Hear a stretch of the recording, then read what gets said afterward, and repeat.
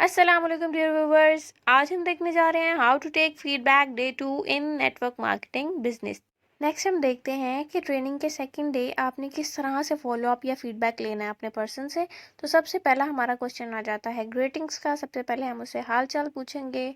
हाल चाल के बाद नेक्स्ट पॉइंट हमारे पास आ जाता है हाउस ट्रेनिंग्स गोइंग ऑन। ठीक है, उससे पूछ लें उसकी ट्रेनिंग कैसी जा रही है, उसमें कोई मसला तो नहीं आ रहा, कोई क्वेश्चन कोई भी क्यूरी है तो उसको गाइड कर दें, वो क्लियर कर दें। बाकी उससे पूछ लें कि क्या पार्ट आपको ट्रेनिंग का अच्छा लग रहा है, क्या मोटिवेशनल लग रहा है ट्रेनिंग के अंदर आपको। उसके बाद हमारे पास नेक्स्ट पॉइंट आ जाता है पेरेंट्स फीडबैक।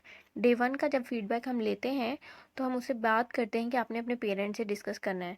तो डे 2 के फीडबैक में आप उससे पूछें कि आपने अपने पेरेंट्स से डिस्कस किया, उनका क्या रिस्पॉन्स था, क्या रिव्यू आया, वो सब कुछ उन्हें उनसे सुनना है आपने। ठीक है, उनको फर्दर मोटिवेट करना है, उनके जो भी डाउट्स हैं या पेरेंट्स की तरफ से जो भी क्वेश्चन आ रहे हैं उनको आपने रिस्पॉन्स करना है, उनके बारे में उनको गाइड करना है कि पेरेंट्स को कैसे उन्होंने हैंडल करना है।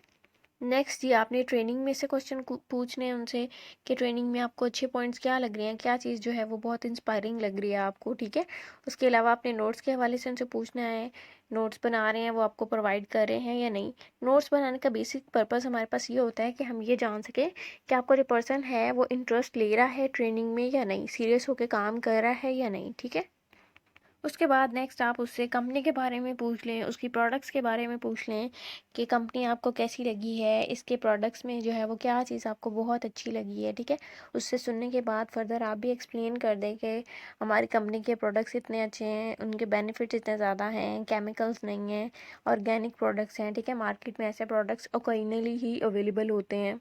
फर्दर आप इसमें उससे पूछ लें कि उसके कोई डाउट्स वगैरह तो नहीं है, कोई डर वगैरह तो नहीं है कंपनी को लेके, अभी भी उसके माइंड में अगर है तो आप उसको क्लियर करें। नेक्स्ट पॉइंट हमारे पास आ जाता है job versus online business discussion. ठीक है, इसके हवाले से आप उससे डिस्कशन करें, उसका माइंड जो है वो बिजनेस की तरफ लेके आए जॉब्स की निस्बत। उसे एग्जांपल्स दे सकते हैं, जैसे हमारी सोसाइटी में हर दूसरा बंदा जो है वो या तो डॉक्टर बनने की कोशिश कर रहा है या इंजीनियर की, और हमारे पेरेंट्स का भी यही माइंडसेट है, बेटी है तो जी डॉक्टर बनेगी, बेटा तो है तो जी इंजीनियर बनेगा। अब हमारी सोसाइटी में इतने डॉक्टर्स और इंजीनियर्स आ चुके हैं, उनके लिए जॉब्स अवेलेबल नहीं है। तो इससे क्या हो रहा है कि अनएम्प्लॉयमेंट और ज़्यादा क्रिएट हो रही है। तो इसलिए हमें चाहिए कि हम बिज़नेस की तरफ जाएं ताकि अनएम्प्लॉयमेंट हमारी कंट्री से कम हो, वरना जो हमारे मुल्क के हालात चल रहे हैं इन फ्यूचर तो जॉब्स का कोई चांस ही नहीं बच रहा। नेक्स्ट पॉइंट हमारे पास आ जाता है ESBI मॉडल।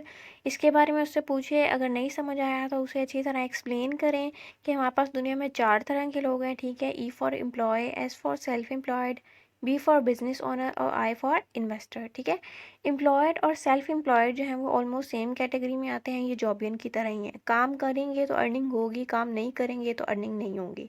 ठीक है, और उसको फर्दर बताएं कि हमारी वर्ल्ड पॉपुलेशन में से 95% जो लोग हैं वो ES की कैटेगरी में आते हैं। ठीक है, जो डार्क ब्लू पोर्शन है, और जो सिर्फ 5% पॉपुलेशन है वो BI की कैटेगरी में आती है। और अगर हम पैसे की बात करें तो दुनिया का, पूरी वर्ल्ड का जो 5% मनी है वो E और S की कैटेगरी में आती है। एम्प्लॉयड और सेल्फ एम्प्लॉयड सिर्फ 5% मनी अर्न कर रहे हैं, जबकि BI जो है उसमें 95% मनी जो है वो आ रही है। ठीक है, तो या तो आप बिजनेस ओनर की तरफ जाएं या आप इन्वेस्टर की तरफ जाएं।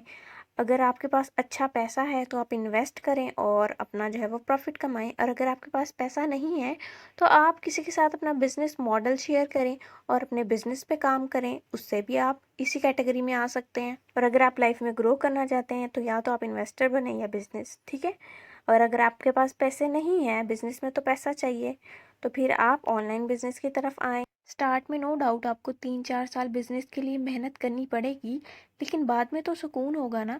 जॉब में वही आप 30-40 साल मेहनत करके जो अर्निंग करते हैं, बिजनेस में 3-4 साल के अंदर आप वो अर्निंग कर लेते हैं। अपनी लाइफ में देखें कितने जॉबियंस आपको ऐसे मिलेंगे जिन्होंने जॉब करके बहुत कुछ कमा लिया और बहुत कोई बड़े आदमी बन गए हों। इसके बाद आप उससे कंपनी की प्रोडक्ट्स और प्रोफाइल पर डिस्कशन करें। ठीक है, उससे प्रोफाइल के बारे में पूछें, उसको बेस्ट पार्ट क्या लगा है प्रोफाइल में। ठीक है, प्रोडक्ट के बारे में पूछें कि उसको कौन सी प्रोडक्ट जो है वो सबसे ज़्यादा अच्छी लगी है, क्यों लगी है। आप अपने बारे में बताएं कि आपको कौन सी प्रोडक्ट जो है वो सबसे ज़्यादा अच्छी लगी है, उसकी रीज़न शेयर करें।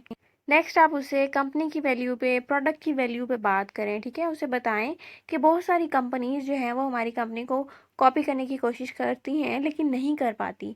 एमएलएम की अगर हम बात करें तो 95% कंपनीज जो हैं वो फेल हो जाती हैं इसको फुलफिल करने में। सिर्फ 5% कंपनीज जो हैं वो सक्सेसफुल होती हैं, जो मल्टी लेवल मार्केटिंग को लेके चल पाती हैं। और हमारी कंपनी उन्हीं 5% कंपनीज में से है। और इतनी सक्सेसफुल कंपनी के साथ जो भी पर्सन काम करेगा ऑब्वियसली वो भी सक्सेसफुल होगा। फर्दर आप उसे नोबेल प्राइज़ पे डिस्कशन करें, पूछे उससे क्या होता है, ठीक है। उसे बताएं भी कि हमारी कंपनी में 3 टाइम्स जो है वो इस प्रोडक्ट को नोबेल प्राइज़ मिल चुका है।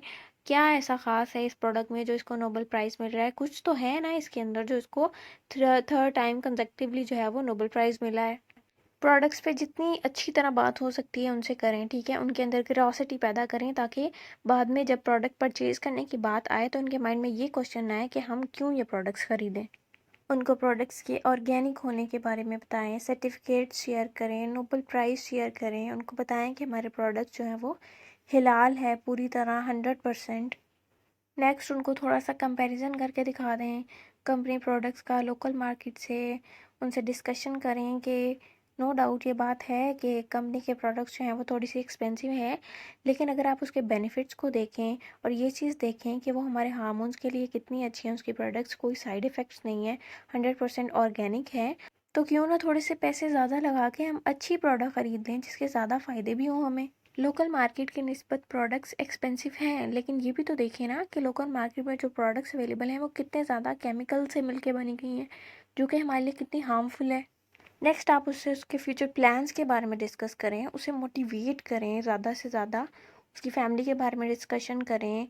ज़रूरत पड़े तो उसके फैमिली मेम्बर से बात भी कर लें, उनके सारे डाउट्स क्लियर करें, ठीक है, और उन्हें कंपनी की तरफ से फुली सेटिस्फाई करें। Thank you so much. अल्लाह हाफिज़।